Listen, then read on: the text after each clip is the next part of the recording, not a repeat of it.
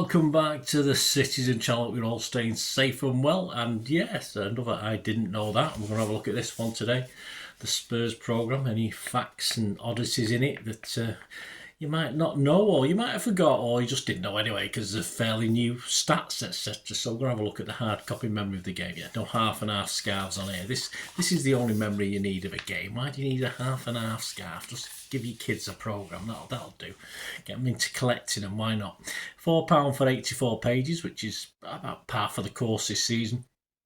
A simple cover, of course, there with Tell on the front, yeah, with his squad number 11. Yeah, so it's all right. It's nice shade, nice colours, but a bit bland, I suppose. Before we talk about this, yes, just want a quick plug for my podcast as well.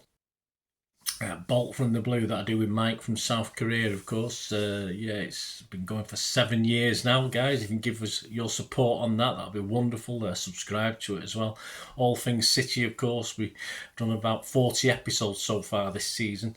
So people like Walter Smith and Ray the City fan from Fan TV, used to be on it on a regular basis. No longer just me and Mike. We do have odd guests from now on.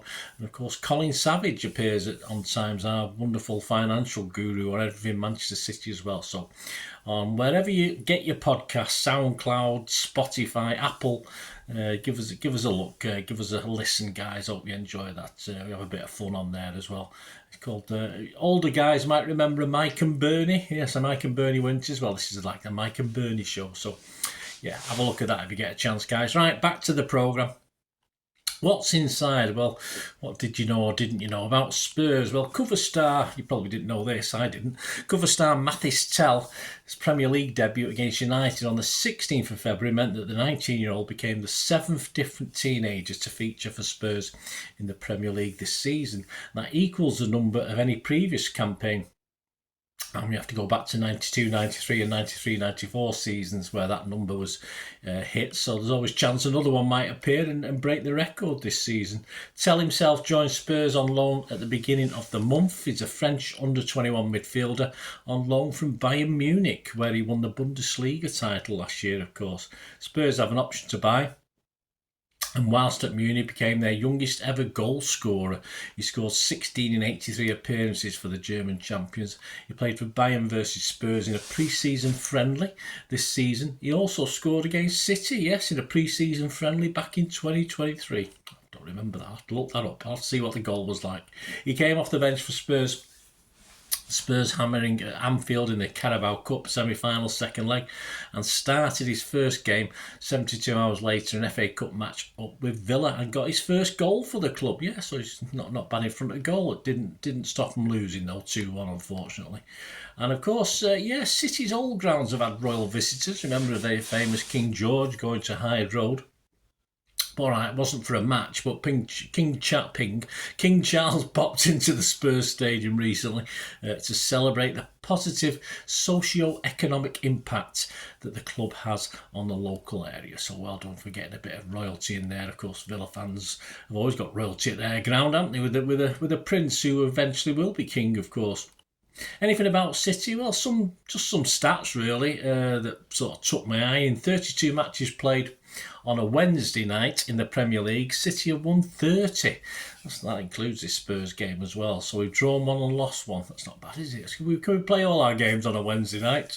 Probably won't. That stat probably wouldn't exist then, would it? It'd probably get worse, but it certainly would have done this season. Anyway, and City have lost just one and drawn 3 of our last 11 visits to London. We're never away from the place though, are we? That's the problem.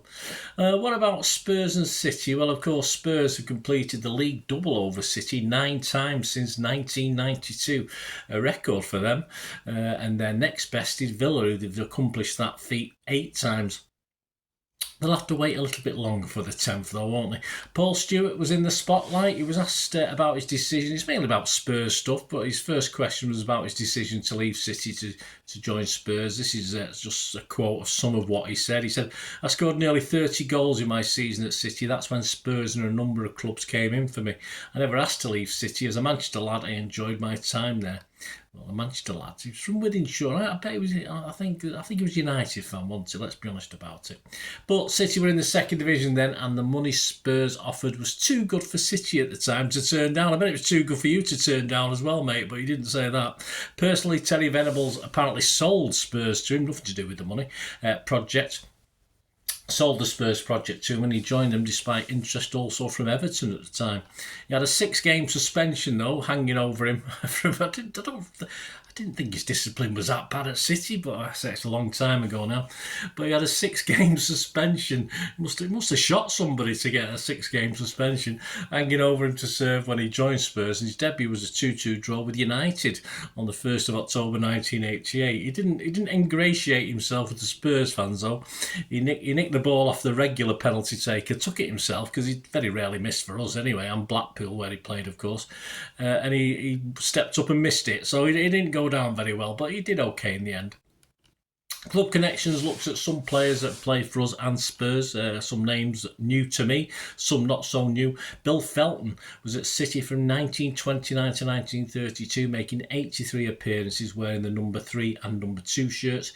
He went on to make 75 appearances for Spurs before spending 5 years with Altrincham, so just down the road from me now, before retiring prior to World War II.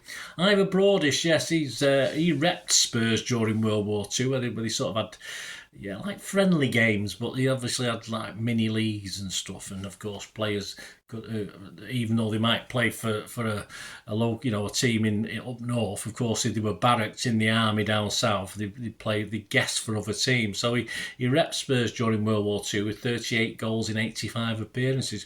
In fact, his real name was Ivan. That's what he was christened, but Spurs actually misspelt his name Ivor in a matchday programme, and it sort of stuck from there on. But Spurs released him, and they were a bit gutted actually, because he became very popular in the 50s, one of the popular 50s players with clubs including Sunderland, Newcastle and of course City, and he played inside forward for us occasionally at number 9 between 1951 and 53, and his last game for City was away at Spurs actually, a 3-0 loss though on October the 24th 1953. He managed 12 goals in 79 appearances. Chris Jones, yes, I sort of remember Chris Jones. He wasn't with us so long, but he cracked 42 goals in 885 appearances for Spurs. In 1978, I was there at this one, guys. He played for England under-21s at Main Road versus Yugoslavia. I was there for that one. He eventually joined City in 1982 for 110,000. Made just 3 appearances. That was a lot of money, wasn't it, for 3 appearances in the 2 months before he then went on to join Crystal Palace. I think he had a bit of an ankle problem at Spurs, and he got replaced by other sort of players coming into the team. And of course, I think that ankle injury reoccurred later in his career, but it might have been causing him a few problems. Clive Wilson, we remember Clive, don't we? Was at City between 1981 and 87. Very versatile player, playing almost certainly 6 or 7 positions outfield. He didn't play goalkeeper, of course. Well, not that I remember. He made 124 appearances, 2 as a sub, scoring 11 goals, and then he moved on to QPR, Chelsea, then of course Spurs, where he made 86 appearances and scored twice. Veteran Corluka is the last guy we want to look at with a connection to City and Spurs. He was he sought refuge in Croatia as a result of the Yugoslav wars, and he came to Spurs, of course, via City, making 109 appearances, scoring once for the North London club. At City, he was there between 2007 and 2009. As a defender, he made 46 starts for City and 1 sub-appearance. He did actually manage a goal in a 4-2 loss, probably one of his last games for City, a 4-2 loss at Villa Park on the 17th of August 2008. He has 103 caps for Croatia, which puts him amongst the top 10 of the most capped Croatians. There you go, guys. Hope you enjoyed that. My thanks to the Spurs programme, and City's nickname is the Blues. I always hate that. I know it has been the Blues, but it's not the renowned one, is it? I mean, it's even Citizen now, isn't it? It used to be Citizens in the old days, but hey, never mind. We'll not quibble over that. So there you go. My thanks to the Spurs programme. Hope you enjoyed this. Have you got it? You can buy this, of course, from Reach. I think Reach Sports still do. I got this from the ground, of course, but I think they're still under Reach Sports Shop. So if you fancy buying it, it's okay. It's fine. They're not the greatest, but if you like to, perhaps got it missing from your collection, you can buy it from them. Leave us your comments, guys. Any memories you've got of what have we talked about today? Those City and Spurs players, of course, especially Paul Stewart onwards, Clive Wilson, people like that. I'm sure none of you. I'm sure none of you remember Mister. What was the first guy? Bill Felton from the 1920. Well, you could do. Yeah, just sit down though sit down before you fall down if you do. So let us know any memories, guys, in the comments, or you can get me through my socials. And of course, if you like what I try and do on the channel, it's like a city magazine, isn't it, of vlogs I try and put out. So if you like what I try and do, and you can help support the channel in any way, you might just be watching an ad or two, or even join the membership scheme, etc. If you like what I try and do and want to do that, all you have to do is keep watching and listening. I hope you enjoyed the feature, and yeah, if you can support me through the subscription, if you can subscribe, guys, that'd be wonderful if you've not already done so.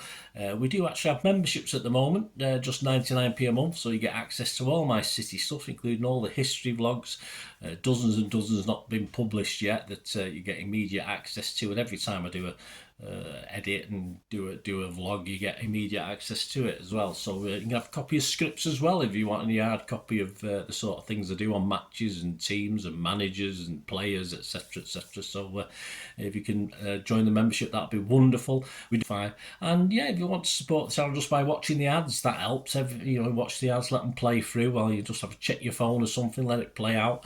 And of course, if you follow any of the links, that always works as well. If you follow a link to one of the ads and you fancy something, I've done it myself. I've followed a link and actually purchased something from another organisation. But it can happen. It can happen. Not all ads are stuff you're not interested in. And of course, if you can give us a like, guys, that would be absolutely fantastic. All likes are much appreciated. Anyway, thanks for watching. Until the next time, of course, I only ever ask one thing, don't I? Please, I ask you all to stay safe, especially you Blues. Until the next time, come on, City. Bye for now.